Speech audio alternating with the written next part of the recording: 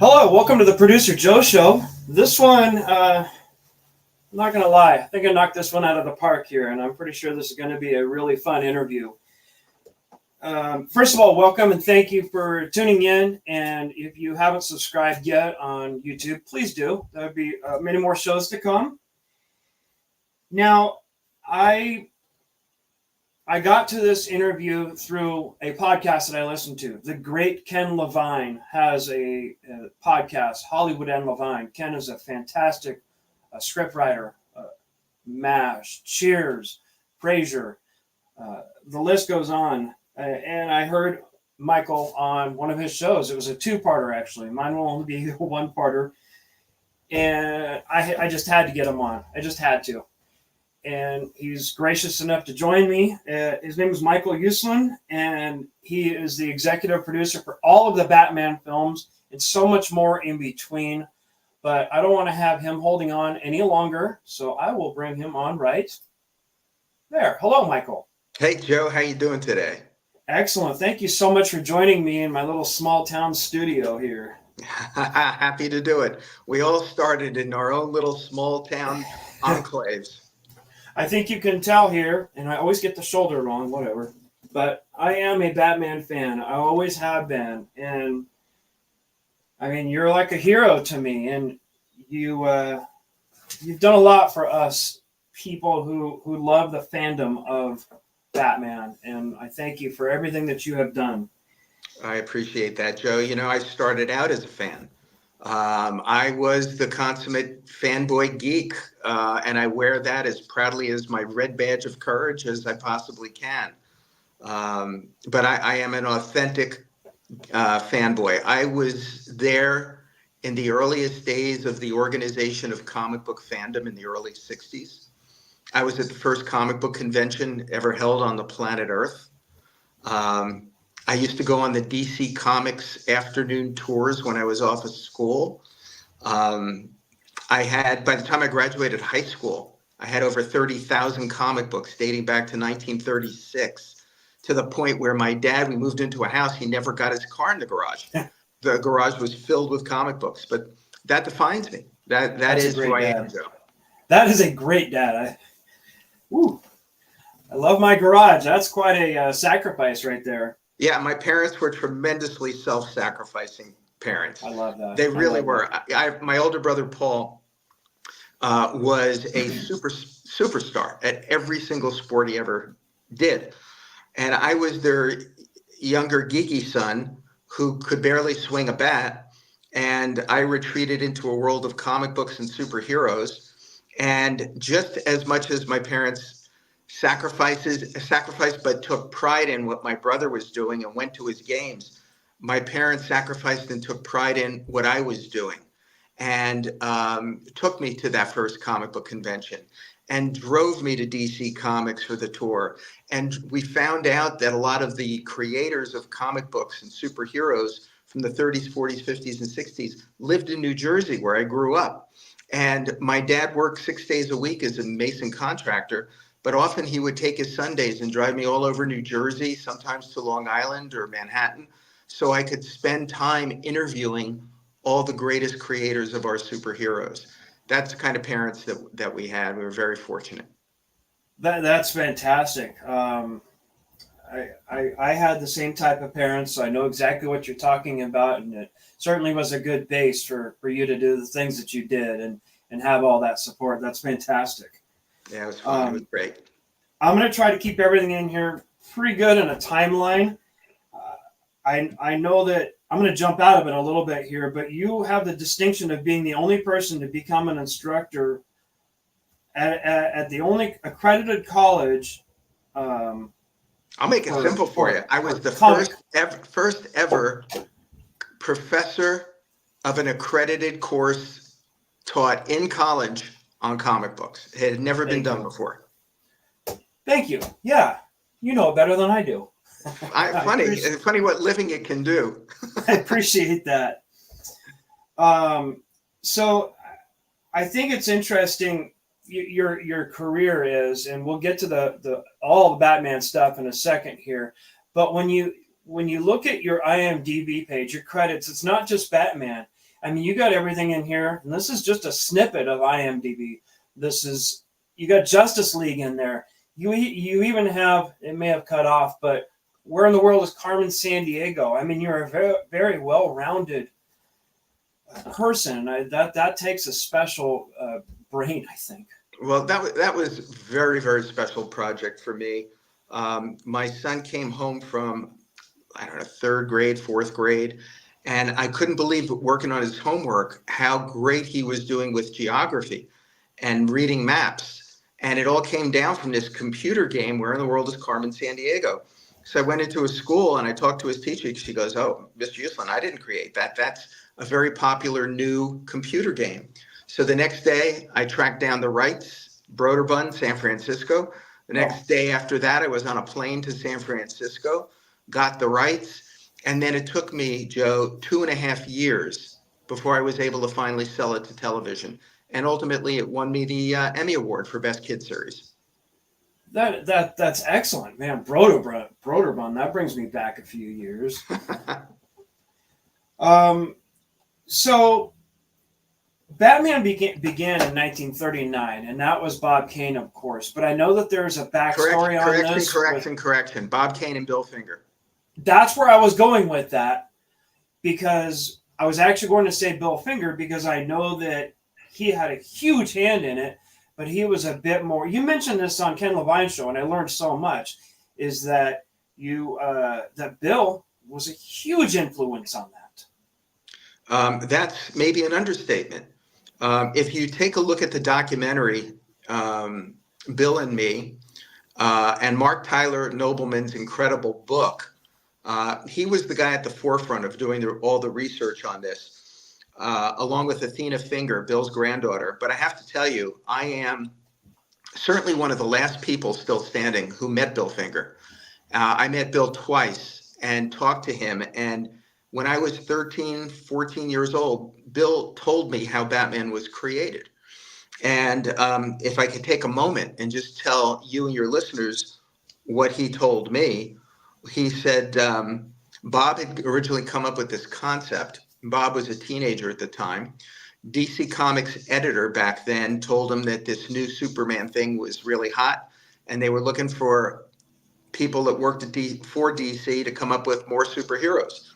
So Bob initially created a guy named Birdman, and then he changed the name to Batman and had a picture of a guy in a little red suit with a plain little Halloween mask and real bat wings coming out of his back. And then he went to Bill Finger, who was the writer, and talked to Bill about it and said, "Would you partner with me on this?" And he said, "Well, yeah, but who is this guy?" He goes, "I don't know." He goes, "Well, what's his story?" He goes, "I don't know." So Bill said, "All right."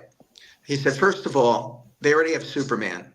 He's got superpowers. So the second superhero should be normal. Let's go the opposite direction. Get rid of the bat wings and just give him a cape that looks like bat wings. And if he's a bat, he's nocturnal. Don't color him red. Color him black and dark blue and dark gray. Bats have these cool looking ears, and it'll be more mysterious. Give him a cowl and put long ears on it. And do what they do with the Phantom in the comic strips. White out the eyes. It always makes them look more mysterious." He said, and then what else? Give him a belt. Because as a writer, we could do a lot of things. He could put things in his belt. And what about gloves, gauntlets with little bat wings coming off of them? Bill later conceived of the Batmobile. It was Bill who created, after a few stories, said, "You know what? I'd have more latitude as a writer if we had a pretend city, not just New York." And one day he couldn't come up with a name, so he opened up a New York phone book and he just stabbed at something, and it turned out it was Gotham Jewelers in Yonkers, New York, and thus was born Gotham City. And then by Detective number 33, which was 6 issues after Batman was created, everybody thought, well, we better give a backstory, an origin story for this guy. And it was Bill who had already named him Bruce Wayne. It was Bill who came up with the story of Batman's origin. So my question to you and all of the Batman fans out there, when you see Batman created by Bob Kane with Bill Finger, yeah, who do you feel was the most predominant creative element to that creation. Gonna have to go with Bill. Everyone I can draw mean, their own conclusions. sure. I mean, that's where I go. Yeah. And do I remember the story correctly? You ended up taking him to a movie premiere. No, that was not Bill. It was Jerry Robinson. So Ah, let's talk yes. about Jerry for a moment. One of my dear friends and mentors passed away when he was about 90. And Jerry was Bob Kane's first ghost artist. And he brought him in, and it was Jerry who co-created the Joker, based first on a playing card that he had, and then co-created him with Bill Finger. Jerry also co-created Robin, Alfred, and so many of the villains, Penguin, Two-Face, the list goes on and on, Scarecrow. And he also never got the credit that he deserved. And it wasn't until our movie, The Dark Knight, that Jerry got a very prominent credit on screen. Yes, that's So right. we went to the New York premiere of Dark Knight, and Jerry and his wife went in the limo with me and my family. And as we got there and we got out, there was a zillion people. Half of them were dressed up as Batman or Joker or one of the characters. Paparazzi lined up with television cameras as long as you could see. And as we got out of the car, Jerry said to me, "I'll walk around the back and I'll meet you inside." And I put my arm around him and I said, "No, sir, you're coming down the red carpet with me." So we get to the edge of the red carpet, and thank goodness my son David was right behind us because he took pictures to document this. And I just yelled, like at the top of my lungs, "Ladies and gentlemen of the press, this is Jerry Robinson. He is the co-creator of the Joker." And with that, the cameras began to swing around. Jerry started to walk down with me, and it took him half an hour Hmm. to get through the red carpet. We get inside, and I took him and Bill Finger's granddaughter, Athena, and I introduced them to Chris Nolan and Aaron Eckhart and to Michael Caine. Danny DeVito was there, Christian Bale. I'm trying to remember everybody who was there at the moment. And I said, "This is the man who co-created Huh. your character. And this is the lady whose grandfather co-created Batman and your character." And each one of them gave them a physical bear hug and thanked them for what they had done. And as Jerry gets done being hugged by everyone, he turns around to me with tears running down his eyes and said, "Michael, this is the greatest night of my life." Wow. And Joe, Wow. there's nothing better than that. There's just nothing better.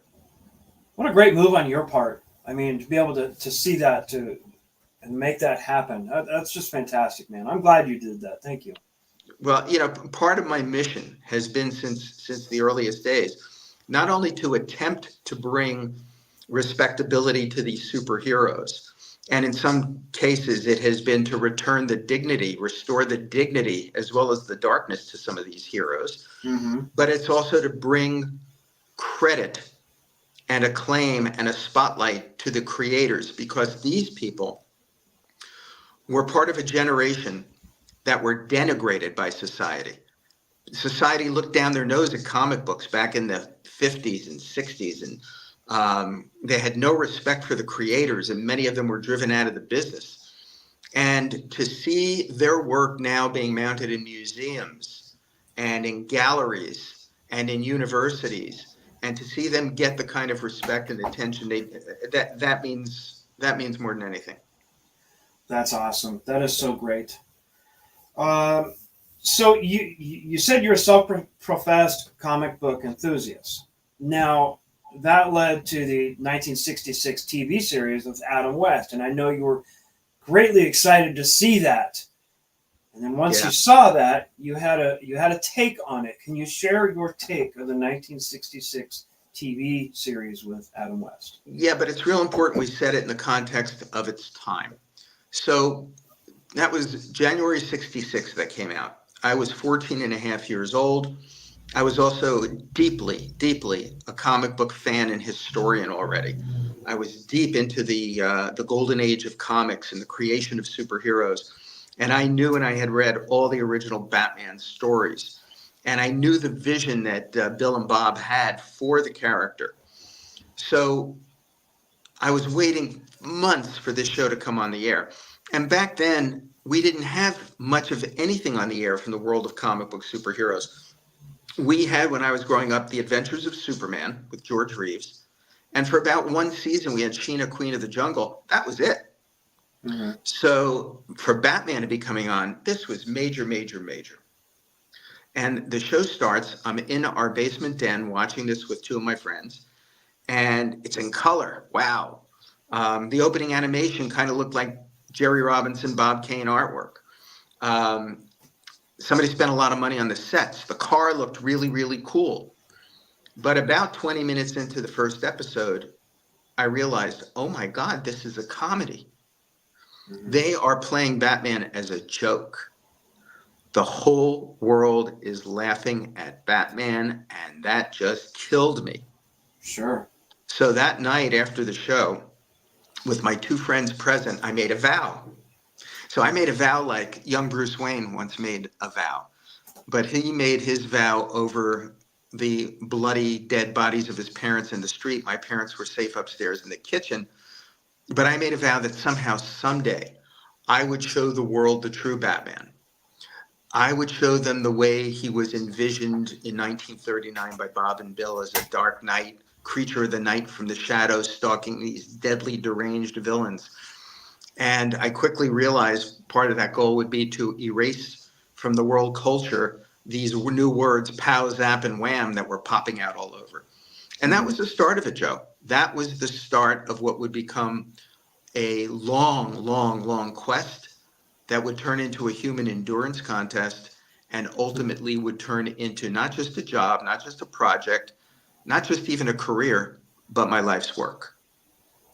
Now, because of those moves that you made, you've earned the crown of Batman's Batman. You are the protector of Batman. And am I wrong on that? I have that right? You have No, heard that. I have tried to be, but you have to understand something about the way Hollywood works. It's the money that talks ultimately. Mm-hmm. So there were 2 or 3 or so Batman related projects that I was not cool with at all. And in fact, I tried to stop, even though it was against my own economic interest, because I thought they were going too far afield of what should be done. So you do the best you can, whether that is convincing, cajoling, crying, carrying on, whatever tools you have to do that. And I just did the best I could to protect him. And if things went off the rails, to try to get it back on track. And that was very, very important to me. And I think the specific story you're relating to goes back to 1979. My partner, Ben Melniker, and I bought the rights to Batman from DC Comics on October 3rd, 1979. I was still a kid in my 20s. I had raised money privately and bought the rights to Batman, which today people would go, what? That's impossible. How can a kid in his 20s buy the rights to Batman? Ben was a very accomplished filmmaker already, right? Ben was not a filmmaker per se, but he was a legend in the business. Ben had run MGM in its Tiffany days. He was the sole executive vice president, and all divisions reported to him. Ben put together the deals for Ben-Hur, Dr. Zhivago, 2001, A Space Odyssey, Gigi and their musicals, chairman of the film selection committee on the parent board of Lowe's. And he was my dad's agent. He was a real legend in the business. So we had been turned down by every studio in Hollywood when I went out to pitch a dark and serious version of Batman. They told me I was out of my mind. They said, you can't do dark superheroes. You can't do serious comic book movies. You can't make a movie out of an old TV series. So we were turned down cold by everybody. And then it came down, we were down to our last studio to pitch to. And I'm in there pitching with Ben. And it's with one of his old pals from like the 40s or 50s. They've known each other for 25 years. And I get done pouring my heart out to pitch this dark and serious Batman take. And the guy looks at me and he goes, the only Batman that audiences will remember and love is the pows, wham guy with the pop belly. If you're interested in a Batman movie, I'll consider that. And I looked at him and I said, no. And with that, he leaned in front of me and said, son, better to have a movie made than no movie at all. And I looked at him and I went, no. And that was the end of the meeting. He told me that he tried to explain it to me. He said, Michael, Batman will never be successful as a movie because our movie, Annie, hasn't done well. I said, are you talking about that redheaded little girl who's on Broadway singing Tomorrow? He goes, yeah. I said, well, what does that have to do with Batman? He said, oh, come on. They're both out of the funny pages. That was my rejection of Columbia. So after that meeting, we're sitting on a park bench on the studio lot, and I am despondent. Last studio, final no. And Ben turns to me in his wisdom and says, you know, Michael, isn't it ironic that our last no came from you? He goes, you know what that makes you? I said, yeah, Ben, an idiot. He says, no. You have this vision of what is true to Batman and his creators. And you won't let them do anything to take anything away from that.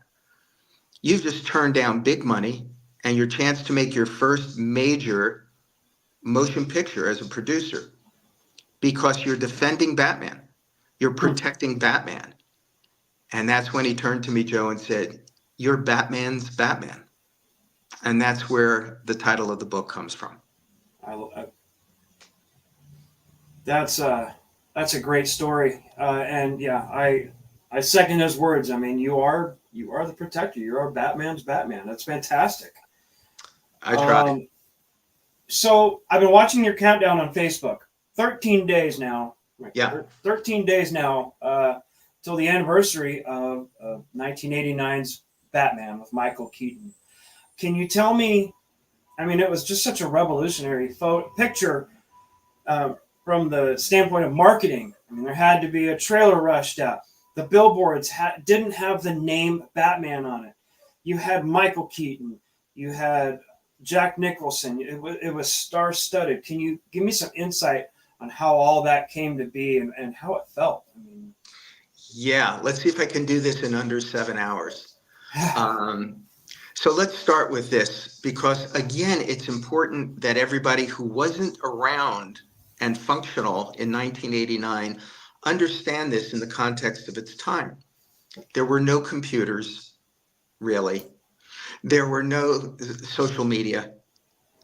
And despite that, the topic of this dark and serious Batman movie was everywhere. I'm not kidding.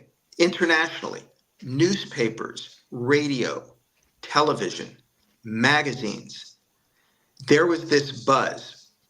And out of my own brethren, comic book fandom and movie fandom, there arose an outcry before anyone ever saw a frame of the movie that were ready to string us up, I thought. How dare you guys set out and now make a movie that's going to be even more campy and silly than the TV series? You've hired a stand-up comedian from the movie Mr. Mom to play Batman, directed by the director of Pee-wee's Big Adventure. You're going to destroy Batman for generations to come. And I mean, I thought they were going to surround the studio with pitchforks and torches. There were petitions being circulated. The Wall Street Journal did an article condemning us basically to death before anyone ever saw the movie. And it was intense. So the decision was made by what I consider to be the most brilliant marketing department of movie history to rush out a trailer as fast as possible with assembled footage of what had already been shot, um, just to show the world this is not your father's Batman. And that worked. And it didn't have a score to it either, did it? No, but that sent the message loud and clear. Yeah. This was something nobody had ever seen before. Nothing like it. It was almost like a new form of entertainment. And then right after that, Warner's unveiled its marketing campaign, and posters and gigantic billboards went up everywhere from Times Square to the Champs-Élysées in Paris. And it was the first time in movie history the name of the movie was not on the billboards and posters. All it had was the giant gold oval with the black bat, and it just said June 23rd. But somehow everyone in the world knew what was coming. Really? In that magical summer of 1989, y'all should have been there. It was magic. You couldn't walk through Times Square, New York, not 20 steps without seeing someone in a Batman hat, Batman t-shirt.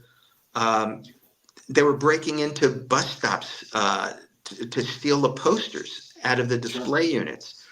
The trailer, a 2-minute trailer, was being sold on VHS and Betamax for $25 a pop in 1989 dollars. People were calling the movie theaters to find out which theaters were showing the Batman trailer. They would show up en masse, buy a ticket to that movie, watch the 2-minute trailer, and leave. Everybody knew something was up, and something was up, because it wasn't just the fact that we were about to break virtually every box office record that was around. It was more the story of the worldwide cultural impact that this movie was going to have, that would, as a result, Hollywood would never be the same again. The comic book industry would never be the same again. And the world culture's perception of comic books, superheroes, and supervillains would never be the same again. And lastly, just to punctuate this, I'll tell you what my dear friend and mentor Stan Lee told me one day at lunch. He said to me, Michael, you know, there would never have been a Marvel Cinematic Universe if not for your 1989 Batman movie. I said, what do you mean, Stan?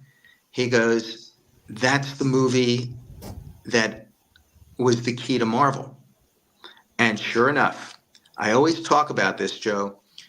What was so revolutionary about Batman 89 was the genius of Tim Burton. And it was Tim who came up with this big idea. I always call it the big idea. That if we wanted people around the world who had never read a comic book before to believe in a guy getting dressed up as a bat and going out and fighting a guy who looked like the Joker without getting unintentional laughs from the audience, this movie could not be about Batman. He said, this movie instead must be about Bruce Wayne. That was the big idea. That was the game changer. And that's what Stan said opened the door to Marvel. He said, think about it. Everybody loves the Iron Man pictures. They should really be titled Tony Stark. The Spider-Man movies should really be titled Peter Parker. It all comes from the influence of the vision of Tim Burton. Yeah, and I'd say Stan Lee is probably a pretty credible source. That's amazing. That's really incredible. The movie itself, to me, I think is beautiful. Anton First had a lot to do with that, and I just wanted to give Anton a shout out, because that movie just visually is spectacular. I was closer to Anton than anyone else on that movie process. And afterwards, he moved to New York. He was working on Penny Marshall's movie Awakening. And we used to have dinner probably a couple times a week in New York. And the man was a genius. You know, I don't use the term lightly. I use it for Tim Burton. I use it for Danny Elfman musically. And I use it for Anton. Because what happened was Sam Hamm's script came in, and it had like one line, one sentence describing Gotham City as if hell has erupted from under the earth. So Anton said to me, and he goes, I didn't know what that meant. Hmm. So he went to Tim and he said, what does it mean? And Tim thought about it and said, I think it means New York City had there never been planning and zoning. And that was it. Anton said, I get it. So he studied conflicting styles of architecture and ultimately comes walking back in with the design plans of Gotham City, the Batmobile, the whole look of the picture. Sheer genius. Just incredible. I mean, 5 square city blocks built on the back lot at Pinewood, which had housed Star Wars and the Bond films. And that first day, Ben and I were walking through the back lot. Ben turned to me in his wisdom, and remember, he was my dad's age. And he said, Michael, I honestly thought never in my life would I see sets bigger and more extravagant than we had in Ben-Hur. But this beats it. And it was that amazing. And my family was with me, and stunt driver Andy Smith took my kids through Gotham City in the Batmobile. oh wow. And my daughter was 4, my son was 8. And, it's something that they've remembered vividly forever. Yeah. And fairly recently, Warner Brothers called me. They were doing some kind of flash event in Los Angeles, and they asked if I would come out. And I went out there with my 2 kids who are now parents and their 2 daughters.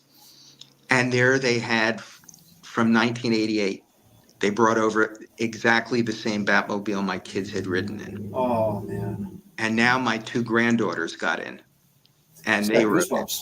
it was just one of those amazing, incredible moments. And you think back over everything, Joe, and I hate to sidetrack you here with personal notes, but it's funny how the personal stuff lasts longer than the professional stuff.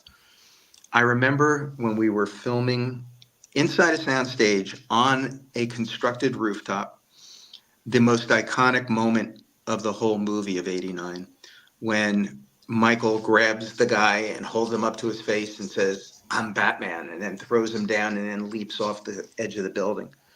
And we were all up there, me, my wife, my 2 kids, during the filming of this scene. And my daughter, Sarah, she looked like Shirley Temple. She had a head full of blonde curls.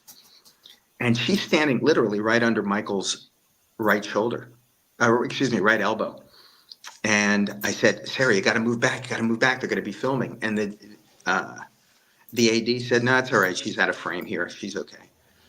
And they film it. And, to this day, when I see it on the big screen again, I'm always looking at that bottom right portion at the bottom of Michael's elbow to see if I could see just a sliver of that little blonde hair, coming up. But it was amazing that at that moment in time, frozen in time, was not just my moment, but it was my moment with my family. Yeah, I can relate with that. I totally understand that. So you mentioned these names already. 2 people in particular really shaped my pop culture fandom, my music, my mood, everything. And that's Tim Burton. Well, I'll stop right there for a second. Well, no, they're both included. And Danny Elfman. I was a huge Oingo Boingo fan growing up. And then where he ended up catapulting to. And then Pee-wee's Big Adventure was a huge, still is. To me, it's huge. And for you guys to land them in partnership to make this, I think was just a coup. I mean, I remember getting a call from Roger Birnbaum over at the studio saying, you got to look at this movie. He goes, I'm going to set up a screening of the fine cut. It was Pee-wee's Big Adventure. And you got to look at what this young director has done. He's a Disney animator. So I went over there and I saw it, and I was wowed by it. I said, but this is the greatest, most creative collaboration between direction and art direction I've seen. I said, I want to meet this guy. So they set up a series of 3 lunches for me with Tim. And I was shocked, really, at the first lunch to find out he was not a comic book guy. He was not a superhero guy. I would have thought, gee, a Disney animator, young guy, No, it wasn't. Sure. So my first self-appointed mission was to keep him away from all the silly, goofy, funny Batman stuff. Keep him away from Genie Batman, Robot Batman, Bat Ape, Zebra Batman, and then indoctrinate him properly into the world of Batman with Detective 27 through 38 up to the origin of Robin, Batman #1 introducing Joker and Catwoman, and then jumping into the 70s, return to his dark roots under the auspices of editor Julie Schwartz, largely orchestrated by Denny O'Neil and Neil Adams and Irv Novick, followed by Steve Englehart and Marshall Rogers, and to show them that stuff. And by the end of the third lunch, I was absolutely convinced this was the guy who could do it. And the rest is history. I think you chose wisely. And It wasn't me choosing. It was the good folks at Warner Brothers who ultimately were the ones who had to say yay. Now, talk about Batman's staying power. I mean, you've had, not counting voice actors so much, but Adam West, Michael Keaton, Kilmer, Clooney, Christian Bale, Ben Affleck, and Robert Pattinson. I mean, there's iterations that I think they all have their own flavor, and I do love them all, and I could never pick my favorite. What is the magic to the staying power of Batman? Well, first of all, you can't put a list like that out without Kevin Conroy being on it. You just can't. Yes.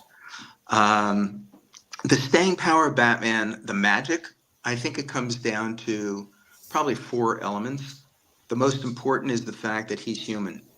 He has no superpowers. His greatest superpower, I always say, is his humanity.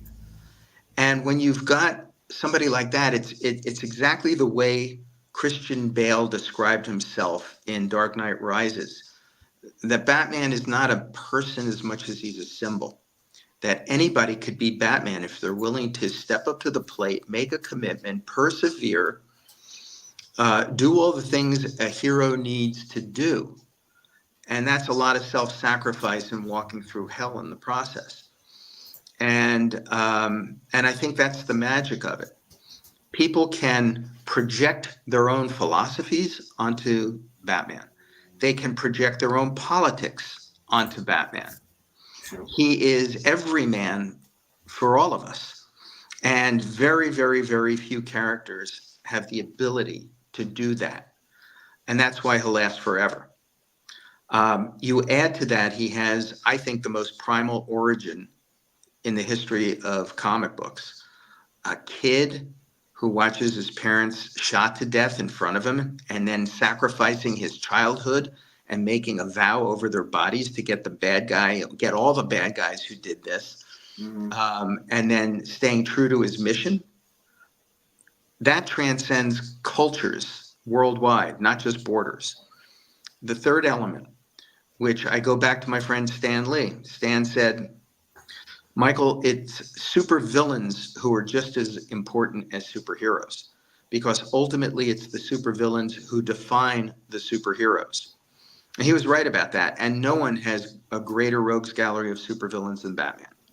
And without question, the greatest supervillain ever created, Joker. We could do a 2-hour show just on Joker and Batman. And I think that's very true. Lastly, it's the magic of the car.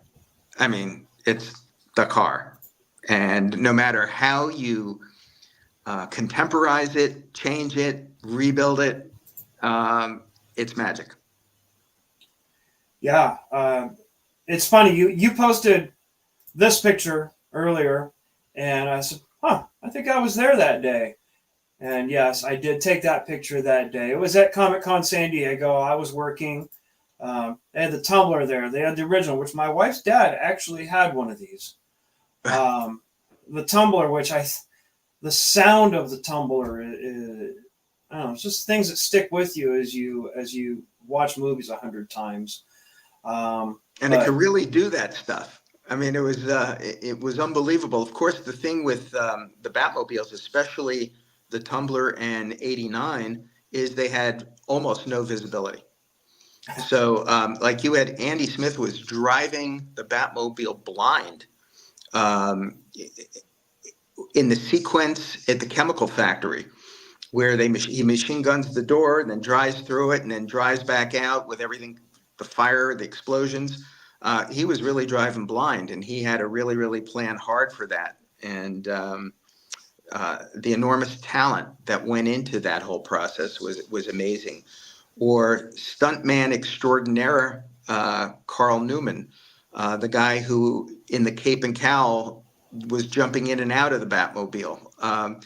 So many different people contributed to the process of making the illusion work and work so well without, again, having any kind of unintentional laughs from the audience. I flashed that picture out because I thought it was the one I was thinking about. I saw a picture yesterday of who I think you're talking about standing behind Michael Keaton without the cowl on. I go, oh, that must be the stunt double. Yeah, there were two stunt doubles. There was David and there was Carl. But do you have that picture up where he's waving the American flag? Yeah, the upper left picture, that's Carl. Huh.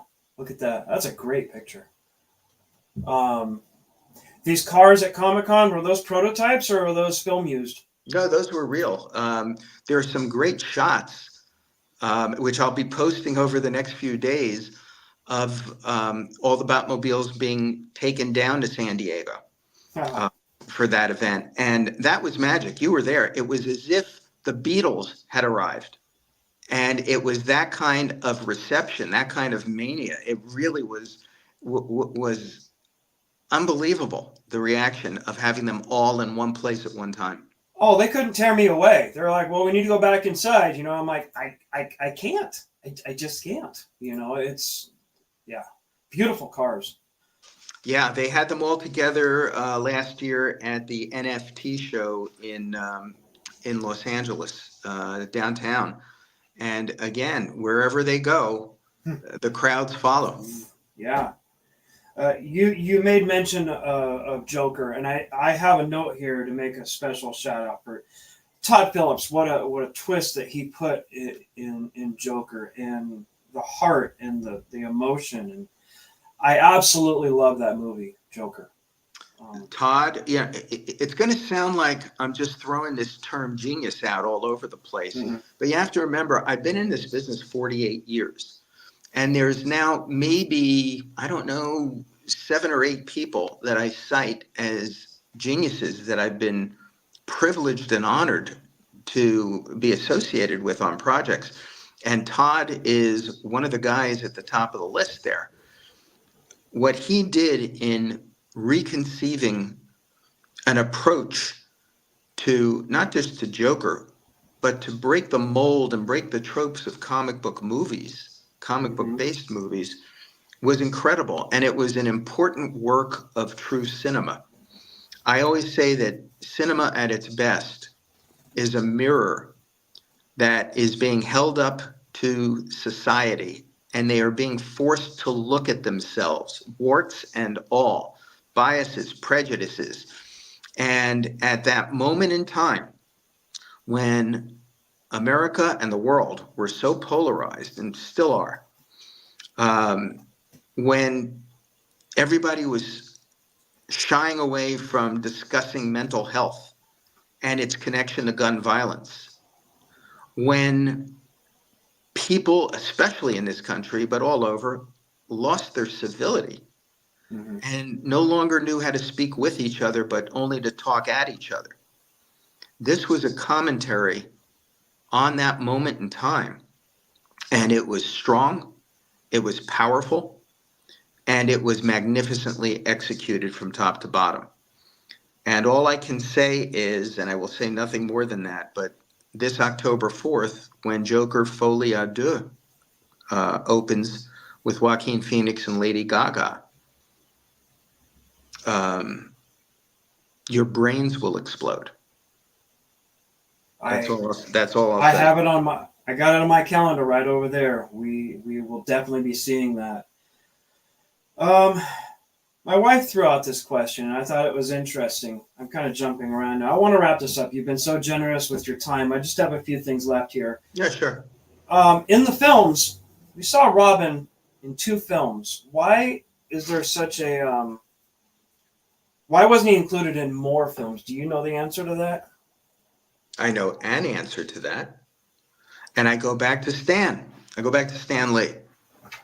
Stan hated sidekicks. Mm. He said to me, all right, he goes, Michael, this is the reason he said I didn't bring back Bucky in 1964 when I brought back Captain America. When we came up with a new version of the Human Torch, why there was no Toro.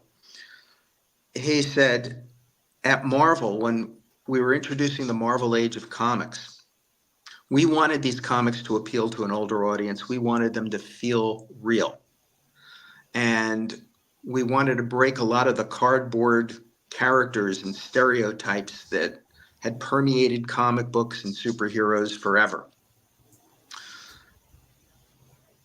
If we showed a superhero who was hanging out all night long with a 12, 13, 14, 15-year-old kid who should be studying, getting a good night's sleep, eating properly, doing his homework, he goes, it made no sense.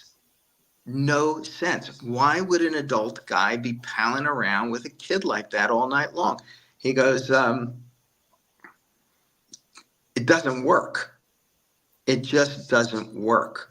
So I think that that's been a lot of the theory once you move into live action movies, that how do you do that and pull it off successfully? Well, Joel tried by having a much older Robin, a young adult Robin. I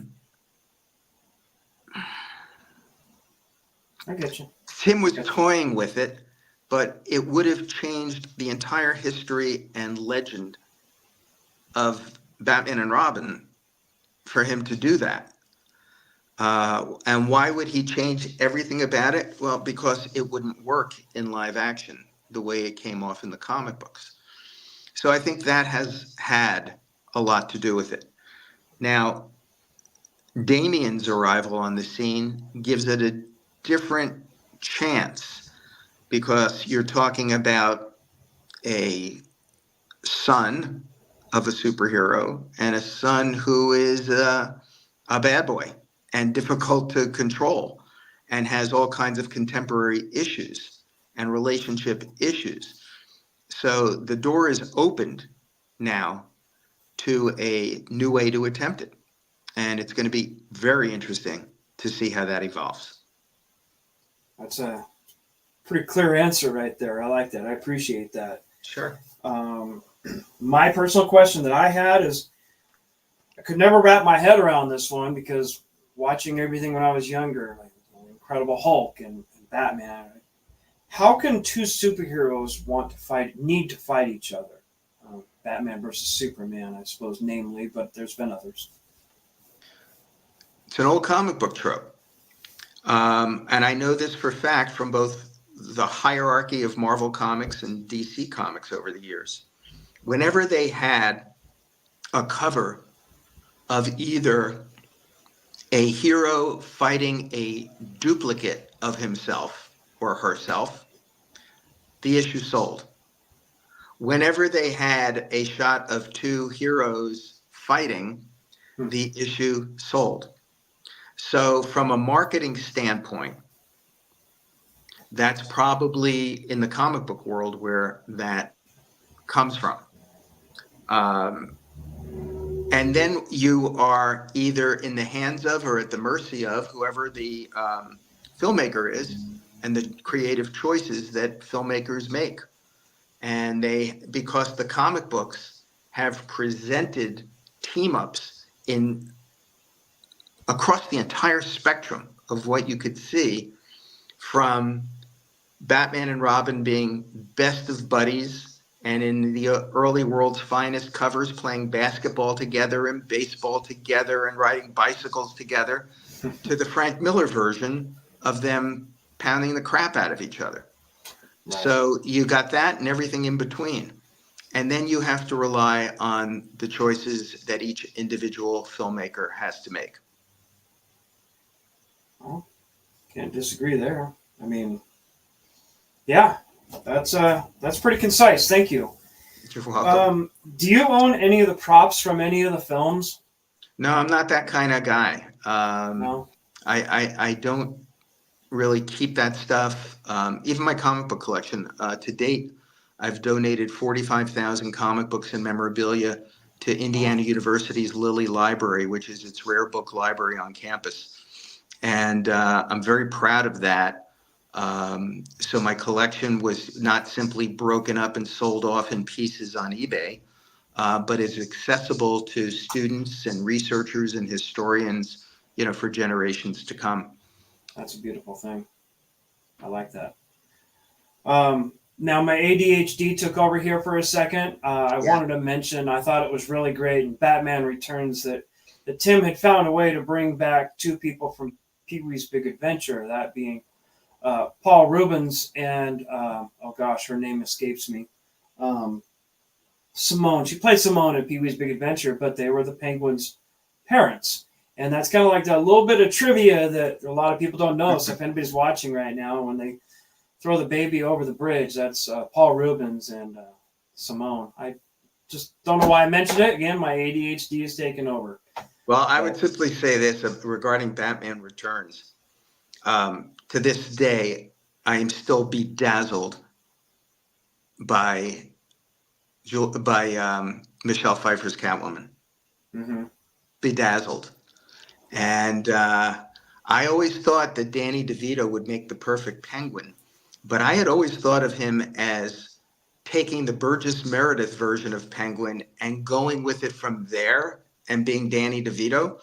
But Tim had a whole different creative vision for that. And again, it's amazing to see what happens when filmmakers with a vision, come in and execute that vision. I remember Catwoman coming in just saying meow. It was just so. It was a low level meow, but it was just so powerful. Yeah, but I get you with that one. Absolutely. Yeah, and then you go down the road and you look at my next genius, Christopher Nolan. What he envisioned, he had a mission. He had to restore the darkness and dignity to Batman. Mm-hmm.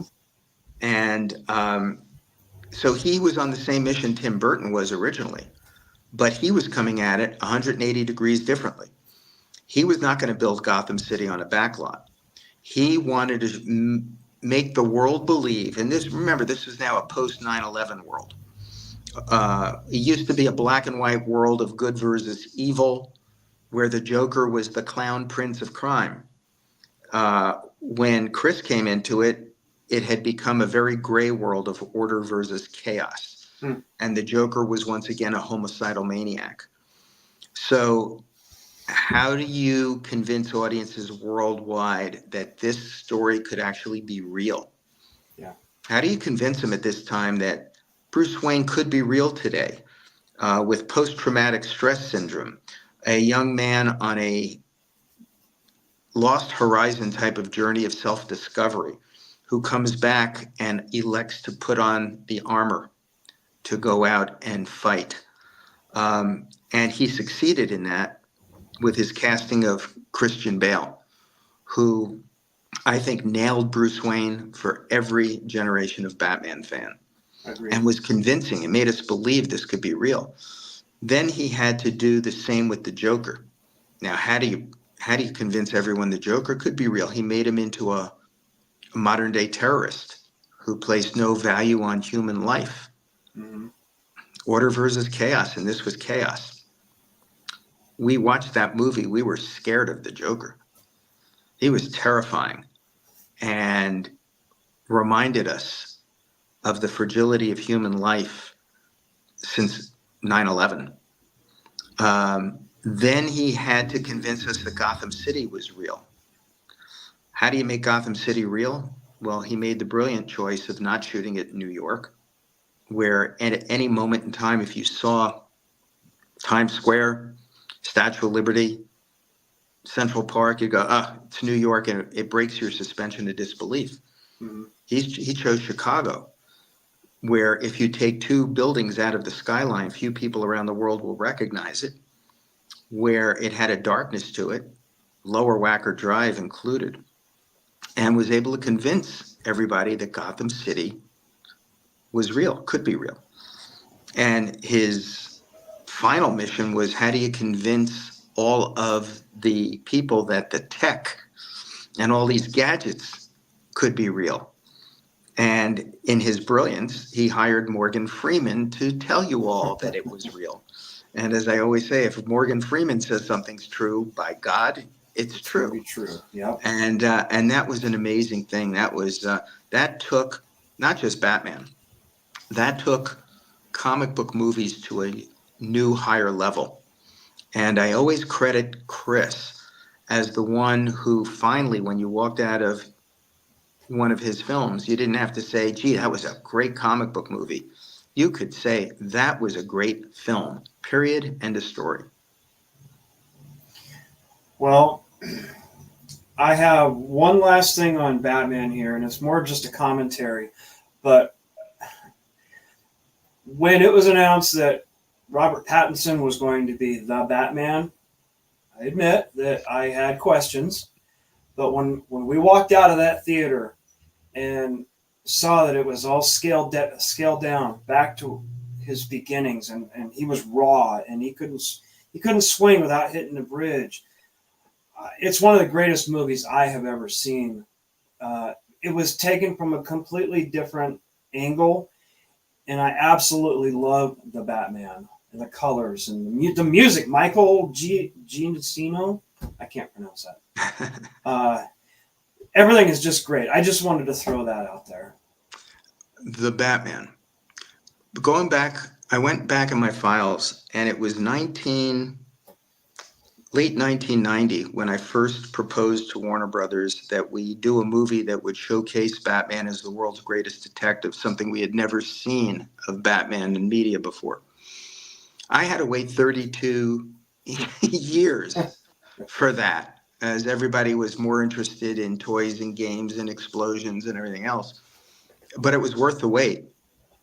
And just like in our other movies, where everybody was criticized for, Michael Keaton's going to be a horrible Batman or Bruce Wayne. Ben Affleck's going to be terrible Bruce Wayne or Batman.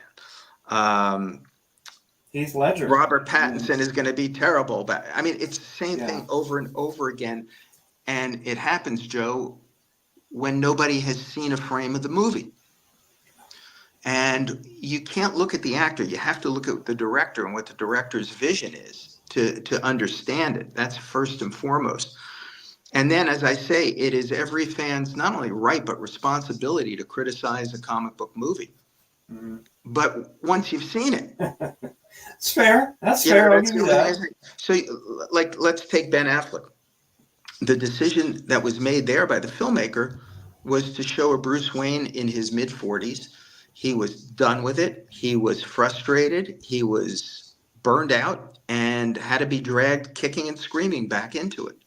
And Ben Affleck was well suited to that interpretation of Bruce Wayne at that moment in his life.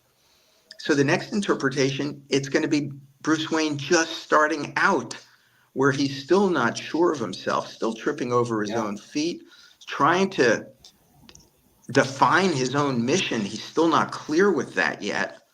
One of the great things about the Batman is that, thank God, it wasn't yet another comic book movie that for the fifth time redid the origin story.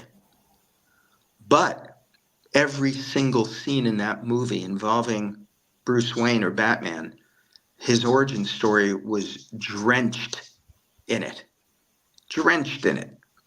And that to me was a magnificent accomplishment, to be able to do that emotionally and make it as effective as it was. That was really, really awesome.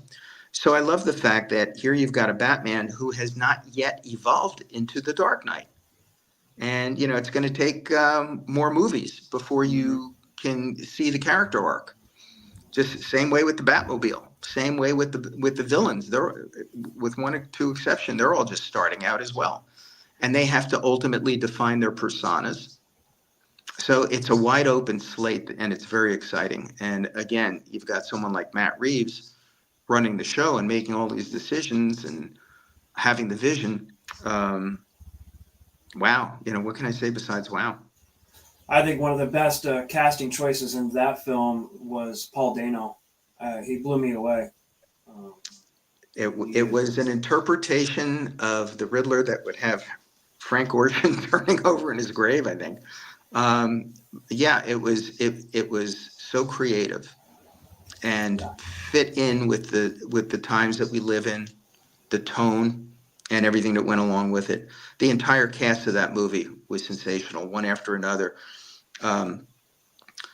Talking to Colin, he was so concerned that fans would appreciate and understand and embrace his interpretation of the Penguin.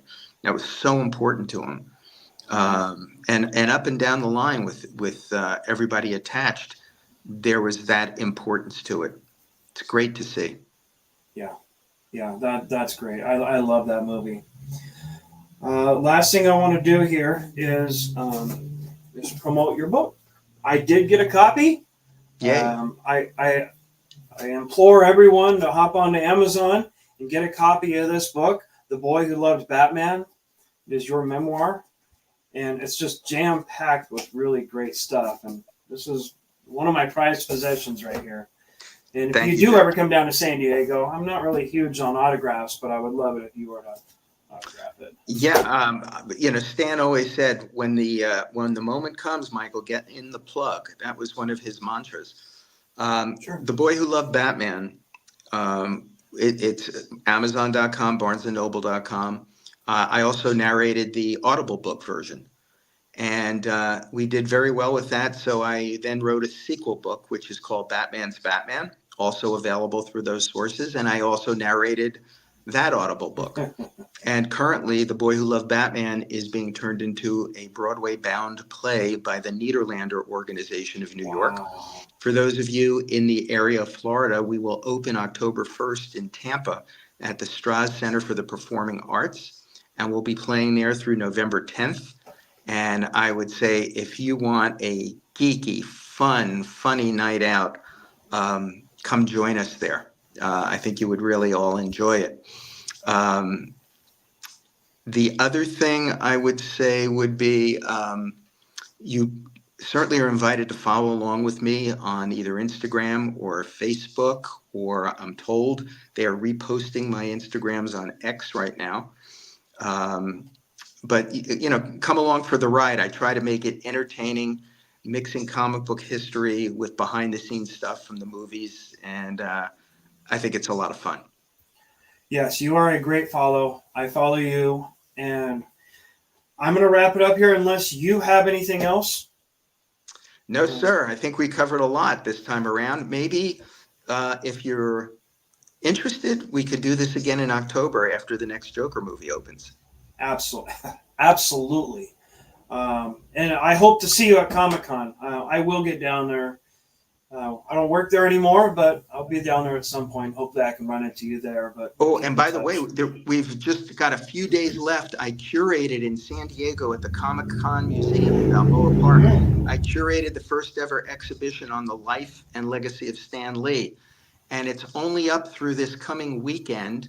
We're ending like a 10-month run over there that's been enormously successful. So if you are in the San Diego area,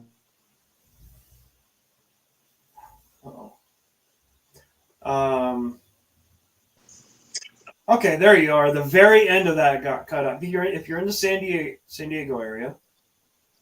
Yeah, between now and Sunday, please drop on by and take a look. I think you would love what you see over there. Yeah, they got a great facility down there. The museum is fantastic.